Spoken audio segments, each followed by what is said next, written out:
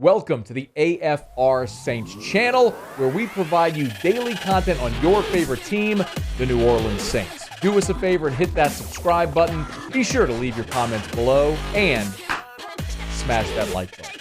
Who dat?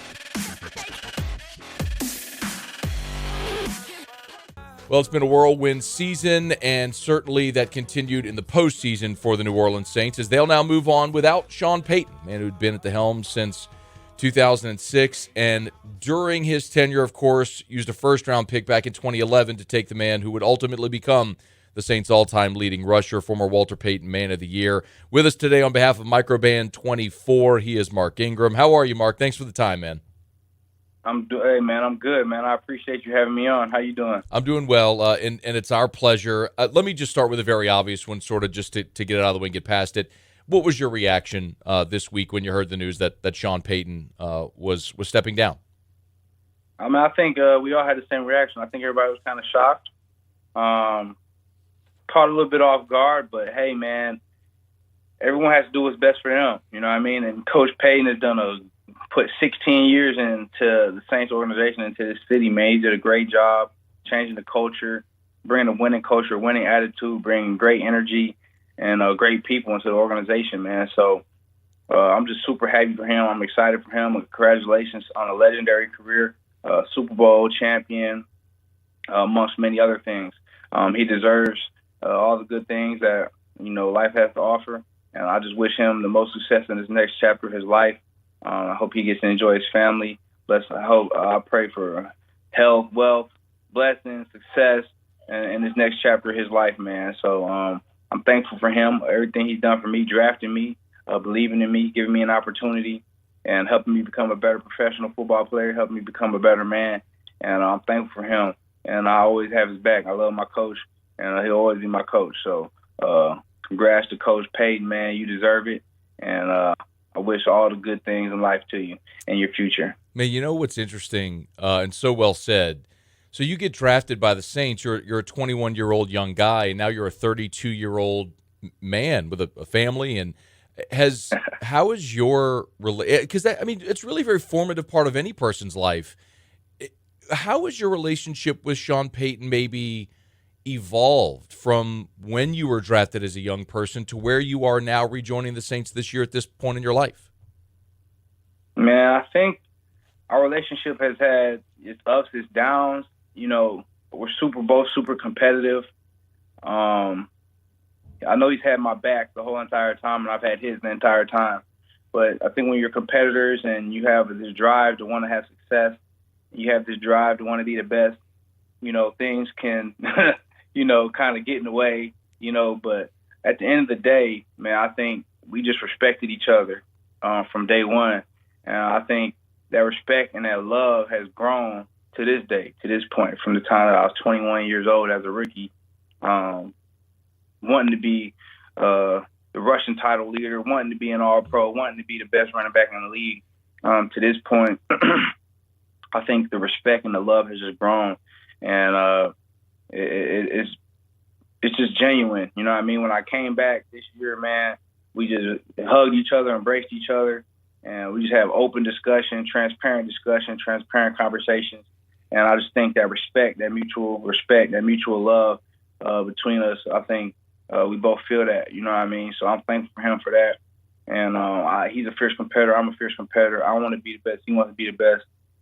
I think that we both have an alpha kind of mentality, this alpha personality. And sometimes alphas can crash, but at the end of the day, alphas respect alphas. And I think that's kind of like how me and his relationship has gone.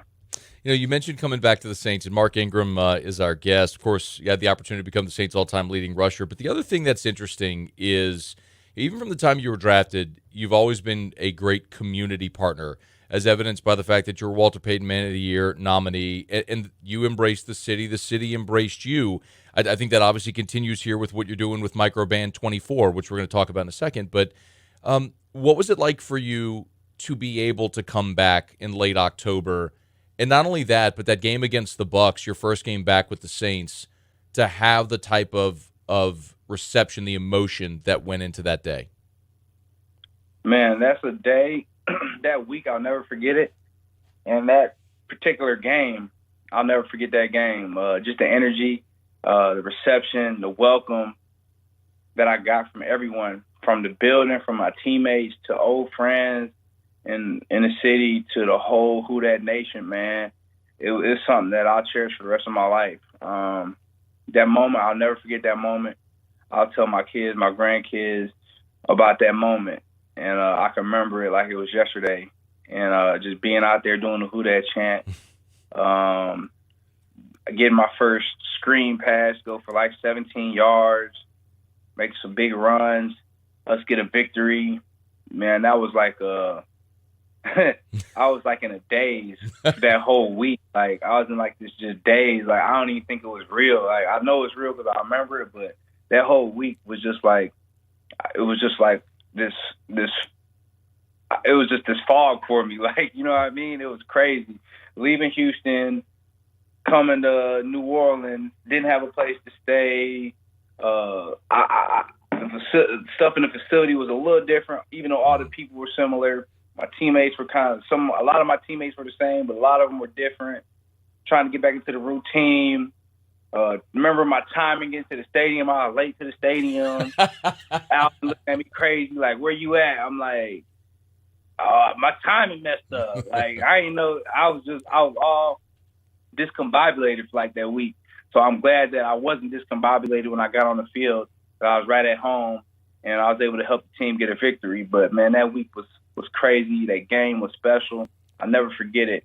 I love Who Dat Nation for sure. Well, and they love you back, man. And it's I want to talk about what's next too. We'll get to that in a second. But it's evidenced also by all the stuff you've done in the community. And we mentioned that you're here on behalf of Microband 24, part of their most valuable protector program, and you're doing great work with the 18th Ward Sports Club. Can you tell us a little bit about that relationship and that type of work that you continue to do there in the New Orleans community?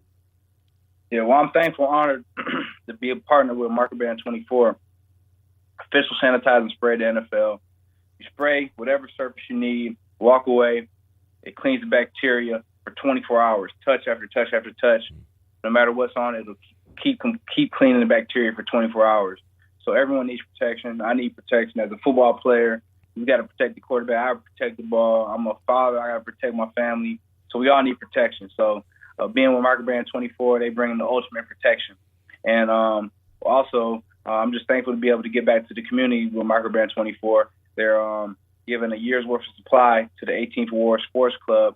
And on top of that, they're also donating $10,000 to the 18th Ward Sports Club. So bring in that sanitizer spray to the sidelines, to the youth in our community. Also bring in $10,000 to that sports club for our community. They do a great job of giving back to the community, giving kids opportunities to play ball and to be a positive impact in their life. So to be able to be a partner with Microband 24 to bless this community, give back to our community, I'm just thankful and for the partnership. Well said. Let's talk a little bit about the future. You're under contract for 2022, but there's obviously going to be a change in the coaching staff. And Mark, look, I'll tell you candidly, I mean, I mentioned it on the show, and I got you on the phone, so I'll tell you, I was skeptical. I wondered how much you had left in the tank, and you proved me and a lot of people wrong.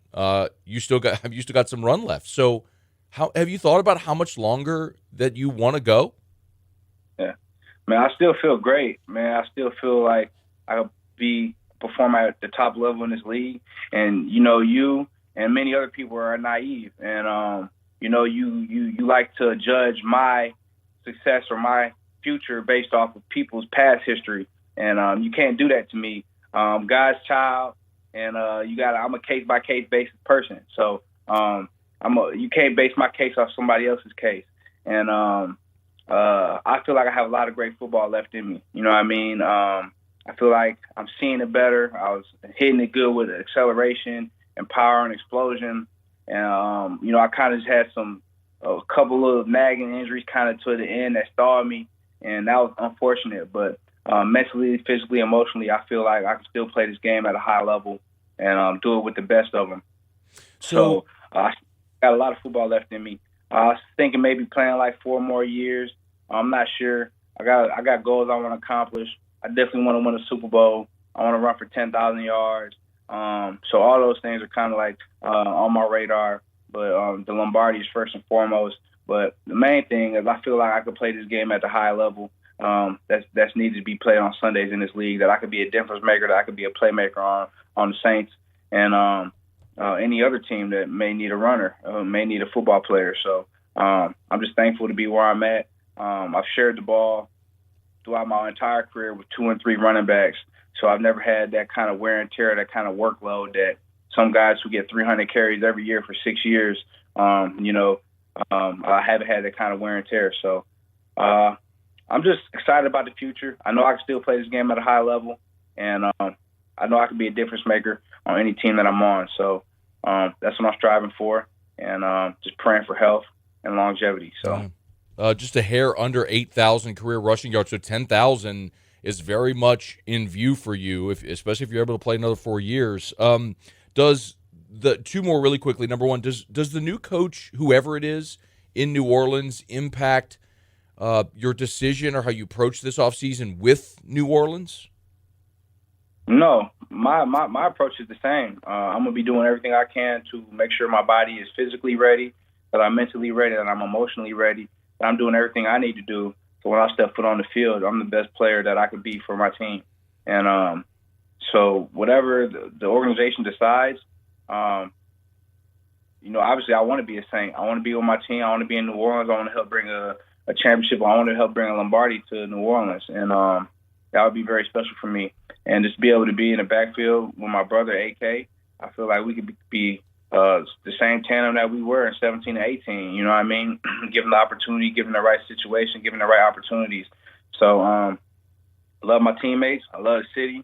And I'm under contract for 1 more year. So hopefully that all stays intact and I can go out there and prove my worth, prove my value, prove my abilities and my capabilities to my teammates and to everyone else. But, this is a business, man. This is a business. So who knows what's going to happen? You know what I mean? But at the end of the day, I know I'm going to control what I can control, and that's preparing myself mentally, physically, and emotionally to be prepared to have a great season next year. So I'm fully committed to my career, and I'm not considering any retirement or post-career plans anytime soon. So I'm full throttle and ready to roll and trying to keep it pushing. Man, before you go, I know Saints fans are going to love to hear that. You are a Saints legend. You're going to be a Saints Hall of Famer. You're the Saints all-time leading rusher. You're also a Bama grad in LSU country. How has that been for you? Is there any awkwardness with fans ever about that? I mean, people going to feel some type of way, all the time just because we the best. We the national champion 6 times, 7 times in the last, 13 years, whatever it may be. So it might be a little hostility, a little animosity. But, being a Bama alum, being in the house of the champions,